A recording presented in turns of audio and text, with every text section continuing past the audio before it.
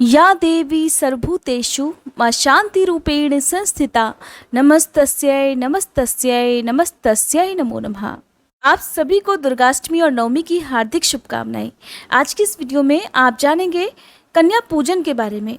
कन्याएं कितनी होनी चाहिए, कितने से कितने वर्ष की कन्याओं को घर पर बुलाना शुभ रहता है, आपको जब कन्याएं आमंत्रित करते हैं तो उन्हें क्या परोसना चाहिए और क्या क्या चीज़ें नहीं परोसी जाती हैं, कन्याओं को विदा करने से पहले कौन कौन सी सामग्री देना शुभ फलदायी होता है, और जब हम कन्याओं को अपने घर पर आमंत्रित करते हैं तो कन्याओं का घर पर आना किस बात का प्रतीक होता है, क्या महत्व होता है कन्याओं का अपने घर पर आमंत्रित करके पूजन करना।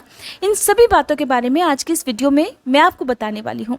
उससे पहले मैं आपको बता दूं कि जो लोग कन्या पूजन के साथ ही विसर्जन भी करने वाले हैं, चाहे वो अष्टमी तिथि को करना चाहते हो, नवमी तिथि को या फिर दशमी तिथि को, तो कलश विसर्जन के साथ ही माता की चौकी कैसे हटाई जाती है या फिर अखंड दीपक यदि आपने जलाया है तो उसका क्या किया जाता है, इसके बारे में कंप्लीट वीडियोस हमारे चैनल पर पहले से अपलोडेड हैं। अगर आपने उन वीडियोस को नहीं देखा है तो आप जरूर देखिएगा। जो लोग हर साल नवरात्रि के व्रत रखते आए हैं उन्हें तो पता ही होगा कि कन्या पूजन कब किया जाता है। जैसे कि आपके घर में जब भी आपकी कुलदेवी का पूजन होता हो, अष्टमी को या फिर नवमी को, उसी दिन ही आपको कन्या पूजन करना चाहिए।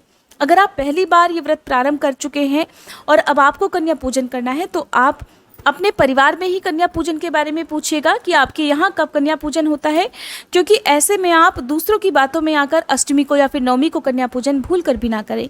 अपने परिवार की मान्यताओं के अनुसार ही आपको कन्या पूजन करना चाहिए। अब बात आती है कि कन्या पूजन किस समय करना चाहिए। तो देखिए, कन्या पूजन का जो सबसे उत्तम समय माना जाता है वो सुबह सूर्योदय से लेकर मध्याह्न तक माना जाता है। मध्याह्न के बाद कन्या पूजन करने से बचना चाहिए, यानी कि दोपहर के बाद कन्या पूजन करने से बचना चाहिए। कन्याओं को साक्षात देवी दुर्गा का रूप माना जाता है। ऐसे में जो कन्याओं की उम्र है वो कम से कम 2 वर्ष से लेकर 5 वर्ष के बीच की होनी चाहिए। इतनी उम्र की कन्याएं पूजन के लिए सबसे शुभ और अत्यंत प्रभावशाली मानी जाती हैं। ऐसी कन्याओं का पूजन करने से कहा जाता है कि नवरात्रि की जो पूजा आपने की है या उपवास रखे हैं वो संपूर्ण हो जाते हैं, वो सफल हो जाते हैं। साथ में एक बटुक भैरव को भी आपको जरूर आमंत्रित करना चाहिए। बिना बटुक भैरव के कन्या पूजन अधूरा रहता है। बटुक भैरव की उम्र भी इतनी ही होनी चाहिए। कन्याएं कितनी संख्या में होनी चाहिए, तो देखिए कन्याओं की संख्या विषम रखी जाती है। जैसे कि वैसे तो आप चाहे 5, 7, 9 या 11 कन्याओं का पूजन करें। अगर इससे ज़्यादा की सामर्थ्य हो तो आप 21, 51 या फिर 108 कन्याओं का भी पूजन कर सकते हैं, लेकिन बटुक भैरव की संख्या एक ही होनी चाहिए। कई बार ऐसा होता है कि आसपास छोटी कन्याएं नहीं होती हैं, केवल 1 या 2 ही कन्याएं मिल पाती हैं, तब आपको क्या करना है। तो देखिए, ऐसी स्थिति में पहली बात तो आपको पूरी कोशिश करनी चाहिए। मंदिर में आपको कन्याएं मिल जाएंगी। अष्टमी और नवमी तिथि के दिन यदि आप अपने घर से दूर जाकर भी कन्या पूजन करते हैं तो आपको छोटी छोटी कन्याएं जरूर मिल जाएंगी। और आज के दिन उन कन्याओं का पूजन जरूर करना चाहिए जो निर्धन है, जो बेसहारा हैं। इसके साथ ही अगर आपके पास फिर भी पर्याप्त कन्याएं ना हो तो जितनी भी कन्याएं आपको मिल गई हैं, आप उन्हीं कन्याओं का बार बार 5, 7 या 9 की संख्या में पूजन कर सकते हैं। उतनी बार ही आप उन्हें दक्षिणा दें, उतनी ही बार आप उनके चरण छुएं, उतनी ही बार आप उनको जो भी तिलक आदि लगाना है, और थोड़ा थोड़ा सा भोजन आपको उतनी संख्या में उन्हें देना है। कई बार पीरियड्स के कारण कन्या पूजन आप खुद ना कर पाएं तो ऐसे में अपने ही परिवार के किसी भी पुरुष सदस्य से, किसी महिला से, किसी कन्या से भी आप कन्या पूजन करवा सकते हैं। अगर ऐसा भी संभव ना हो तो आप मंदिर से पुजारी जी को बुलवाकर उनसे भी कन्या पूजन करवा सकते हैं। लेकिन जो भोजन है, जो कन्याओं के पूजन के लिए भोजन है, वो आपको खुद बिल्कुल भी नहीं छूना है। कोई शुद्ध महिला या कोई शुद्ध कन्या ही इस भोग को तैयार करे, इस बात का आपको ध्यान रखना है। और माता रानी को भोग लगाने के बाद, हवन इत्यादि करने के बाद ही कन्या पूजन किया जाता है। कभी भी कन्या पूजन माता रानी को भोग लगाए बिना या फिर हवन किए बिना नहीं करना चाहिए। अगर आप बड़ा हवन नहीं कर पाते हैं तो कोई बात नहीं, आप छोटा सा हवन, जिसे अग्यारी के रूप में हम पूरे 9 दिन तक करते आए हुए हैं, आपको उसी तरह से छोटा सा हवन कर लेना चाहिए, क्योंकि हवन करने के माध्यम से ही अग्निदेव के द्वारा हमारे इष्ट देवी देवताओं को उनका भाग प्राप्त हो जाता है। तो हवन करने के लिए यदि आप बड़ा हवन नहीं कर पाते हैं तो आप क्या करें कि मिट्टी का एक चौड़ा सा दीपक ले लें, बड़ा सा दीपक हो, उसमें आप गाय का जो गोबर है उससे बना हुआ उपला सुलगा लीजिए, अच्छे से जला लीजिए, उसे सुलगा लीजिए। उसके ऊपर आप कपूर जलाएं। कपूर के साथ ही आप लौंग का जोड़ा घी में डुबोकर उसमें फिर रखकर जला दें। साथ ही आपने जो भी खीर, पूड़ी या हलवा बनाया है, चने, नारियल, आपने जो भी बनाया है भोग माता रानी को अर्पित करने के बाद थोड़ा थोड़ा सा उस जलती हुई अग्नि में आप आप जो है अग्नि देवता को समर्पित कर दें। माँ भगवती का, अपने कुल देवी देवताओं का ध्यान करें। उसके बाद आप जो है कन्याओं का पूजन आराम से कर सकते हैं। सबसे एक और विशेष बात, कभी भी अपने घर पर कन्याओं को आमंत्रित करके उन्हें ज़्यादा देर इंतज़ार नहीं कराना चाहिए। तो जो भी भोग प्रसाद आपको कन्याओं को देना है वो पहले से ही आप तैयार करके रखें, ताकि कन्याओं को बिल्कुल भी इंतज़ार ना करना पड़े। कन्याओं को जब आप अपने घर पर आमंत्रित करते हैं, यदि हो सके आसपास छोटी कन्याएं हैं तो एक दिन पहले आप उनको आमंत्रित कर सकते हैं और अगले दिन विधि विधान से उन्हें घर पर बुलाकर उनका स्वागत सत्कार कर सकते हैं। कई बार ऐसा ना हो पाए तो आप जब भी सुबह के समय जाएं तो कन्याओं को जब आप अपने घर पर लेकर आएं तो पूरी कोशिश करें कि जो सबसे छोटी कन्या उनमें हो, उनका दाहिना पैर आपके घर के मुख्य द्वार के अंदर या फिर जो मंदिर का कमरा है उसके अंदर आपका जो छोटी कन्या का पैर है वो पड़ना चाहिए। और सबसे पहले कन्या को ही घर के अंदर आगमन कराना है। कन्याओं के बाद आप बटुक भैरव को घर पर आमंत्रित करें, उनके लिए आसन पहले से बिछा कर रखें। सभी कन्याओं को घर पर आमंत्रित करने के साथ ही उन्हें हाथ जोड़कर प्रणाम करें और उन पर फूलों की वर्षा कर सकते हैं। उनके लिए सुंदर रंगोली आप सजा कर रख सकते हैं। फिर सबसे पहले उन सभी कन्याओं को आसन देकर, बटुक भैरव को आसन देकर सबसे छोटी कन्या से आपको उनका पूजन प्रारंभ करना है। सबसे अंत में आपको बटुक भैरव की पूजा करनी है। तो आप सबसे छोटी कन्या से प्रारंभ करेंगे, उनको तिलक लगाएं, रोली लगाएं, अक्षत, कुमकुम, चंदन। इसके अलावा सबसे पहले उन सभी के आपको चरण धुलाने होते हैं। तो एक लोटे में आप जल भरकर रख लें और हो सके तो एक पात्र में उनके पैर रखें और उसके ऊपर ही उनके पैर रखवाकर फिर उनके आप जो है चरण धुलवाएं। फिर साफ कपड़े से पोंछें और उसके बाद आप उनको तिलक वगैरह लगाकर बारी बारी से सबका इस तरह से तिलक लगाकर जब आप पूजन कर लें, तब आप उनके सामने जो भोजन परोसते हैं उसमें सबसे पहले उन्हें खाने के लिए जो वस्तु दी जाती है वो कोई मीठी वस्तु होनी चाहिए। जैसे कि आपके घर में अगर आज के दिन हलवा बनता हो या खीर बनती हो तो सबसे पहले खीर या हलवा या फिर कोई भी मिठाई या फल कन्याओं को बटुक भैरव को खाने के लिए दी जानी चाहिए। जब वो प्रसाद रूप में थोड़ा थोड़ा हलवा खीर वगैरह खा लें, उसके बाद ही आप उन्हें बाकी जो भी भोजन आपने उनके लिए बनाया है वो परोसना चाहिए। परोसा गया भोजन स्वादिष्ट होना चाहिए, ज़्यादा मिर्च मसालों वाला नहीं होना चाहिए और कोशिश करें कि जो छोटे बच्चे खाना खाते हो उस तरह का भोजन आप तैयार करें। इस प्रकार से सभी को बारी बारी से पूछकर जितना वो लेना चाहे उतना भोजन उन्हें परोसें।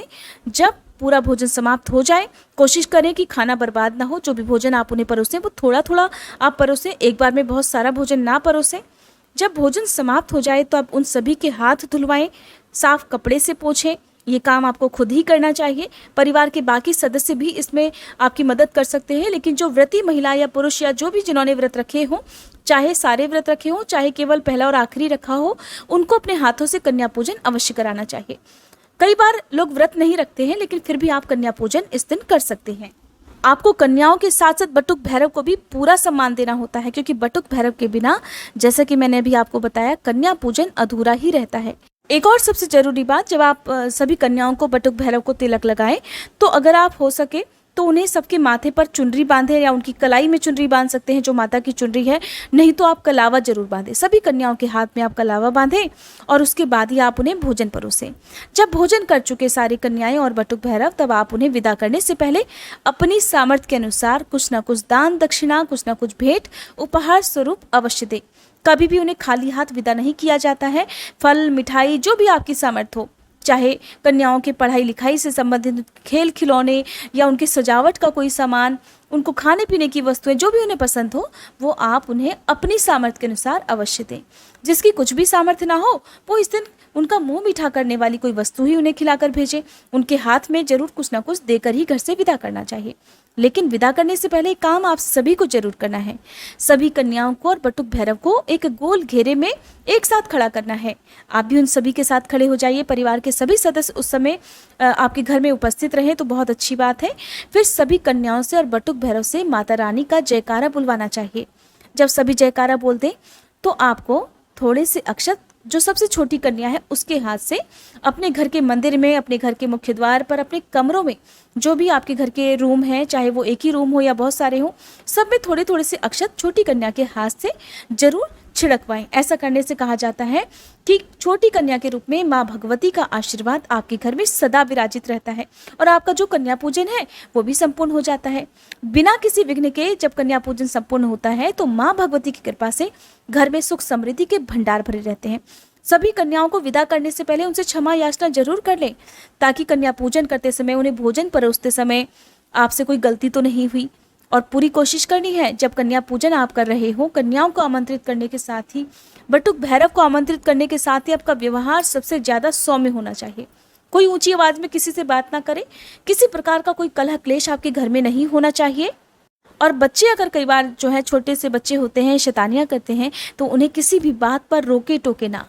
रोकने टोकने से भी कहा जाता है माँ भगवती रुष्ट हो जाती हैं। तो आप इस बात का पूरी तरह से ध्यान रखें।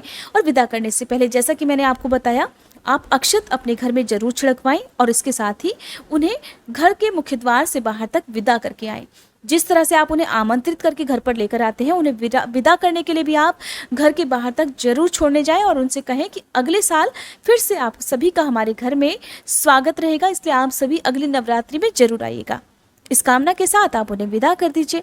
विदा करने के साथ ही आपने जिस जगह पर उन सभी कन्याओं को भोजन कराया है, उस जगह को तुरंत ही कभी साफ नहीं करना चाहिए।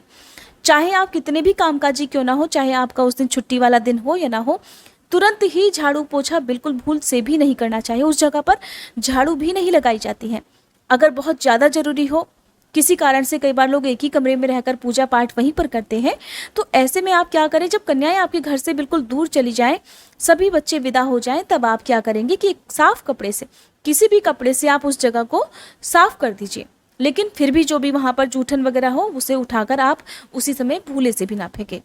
कुछ देर हो जाए, 1 आध घंटा बीत जाए, उसके बाद आप साफ सफाई कर सकते हैं। फिर जिन्होंने भी कन्या पूजन किया है, जो व्रती हैं, वो अपना उपवास खोल सकते हैं। उपवास हमेशा माता रानी को जो भोग आपने लगाया है उसी को खाकर आपको खोलना चाहिए। और फिर जो लोग अष्टमी तिथि के दिन ही विसर्जन करना चाहते हो, विसर्जन भी कर सकते हैं, लेकिन सभी जो विधि विधान है वो आपका पूर्ण हो जाए। आप जरूर ध्यान कर लें कि किसी प्रकार की कोई कमी तो नहीं रह गई, कोई जरूरी काम तो नहीं छूट गया, उसके बाद ही आप विसर्जन करें। विसर्जन की कंप्लीट वीडियो हमारे चैनल पर अपलोडेड है, आप जरूर देखिएगा। एक प्रश्न जो अक्सर लोग कमेंट बॉक्स में पूछते हैं कि जिन्होंने भी अखंड ज्योत जलाई है, उन्हें अष्टमी तिथि को या नवमी तिथि को क्या करना है, क्या अखंड ज्योत खुद से बुझानी चाहिए? तो देखिए, अखंड ज्योत जलाने का संकल्प आपने पहले दिन जितने दिनों का लिया है, कुछ लोग अष्टमी तिथि तक जलाते हैं, कुछ नवमी तिथि तक जलाते हैं, तो जितने दिन का भी आपने संकल्प लिया है, उतने दिन पूरा होने के बाद उसमें जो भी आप घी या तिल का तेल वगैरह अर्पित करते हैं, उसमें डालते हैं दीपक जलाने के लिए, वो अब आपको डालना बंद कर देना चाहिए।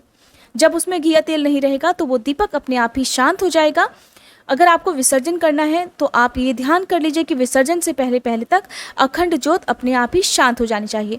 खुद से कभी भी कोई भी दीपक नहीं बुझाना चाहिए। अखंड दीपक जब बुझ जाए, शांत हो जाए, उसके बाद आप आराम से विसर्जन कर सकते हैं। मिट्टी का दीपक हो तो उसका विसर्जन किया जाता है। कंप्लीट विसर्जन की जो वीडियो है आपको हमारे चैनल पर मिल जाएगी। आपके हर छोटे बड़े सवाल का जवाब उस वीडियो में दिया गया है। जो लोग नवमी तिथि के दिन कन्या पूजन करते हो, उन्हें भी बिल्कुल इसी विधि विधान से कन्या पूजन करना चाहिए। कन्याओं को अपने घर पर नवरात्रि की अष्टमी या नवमी तिथि को जरूर आमंत्रित करना चाहिए, क्योंकि माँ भगवती का साक्षात वरदान होती है। कन्याएं उनका आशीर्वाद होती है, उनका साक्षात स्वरूप मानी जाती हैं। कई बार ऐसी स्थिति भी हो जाती है कि महिलाओं या कन्याओं को अष्टमी या नवमी तिथि के दिन ही पीरियड हो जाएं, तो फिर ऐसी स्थिति में अगर आपके हिस्से की पूजा करने वाले कोई भी घर पर सदस्य नहीं है और आप खुद से सब कुछ करने में असमर्थ हैं, खुद नहीं कर सकते, तो फिर कब आपको कन्या पूजन करना चाहिए या कलश विसर्जन करना चाहिए, इसकी जानकारी तो दी ही है। फिर भी मैं आपको बता दूं कि जो आने वाली शरद पूर्णिमा है, जो कि आश्विन मास की पूर्णिमा है, इस दिन भी आप कन्या पूजन और कलश विसर्जन कर सकते हैं। तब तक आपको चौकी नहीं हटानी है, चाहे आप बीच में शुद्ध ही क्यों ना हो जाए। फिर क्योंकि कन्या पूजन के लिए या विसर्जन के लिए सबसे जो शुभ दिन है वो आश्विन पूर्णिमा का ही है। ध्यान रखें, आश्विन पूर्णिमा यानी कि शरद पूर्णिमा। इस दिन आप हो सके तो कन्याओं को अपने घर पर आमंत्रित करके बिल्कुल उसी विधि से उन्हें भोजन कराएं, उसी प्रकार से उनका सम्मान करें। अगर ऐसा भी करने में असमर्थ है तो मंदिर में जाकर जितनी भी कन्याओं का भोजन आप देकर आएं और बटुक भैरव का भोजन देकर आएं, वो भी आप कर सकते हैं। ये जानकारी आपको कैसी लगी कमेंट करके मुझे जरूर बताइएगा। अगर आपका कोई भी प्रश्न हो तो अभी भी आप कमेंट बॉक्स में पूछ सकते हैं, ताकि आने वाली वीडियोज में मैं आपके प्रश्नों के उत्तर भी दे सकूँ।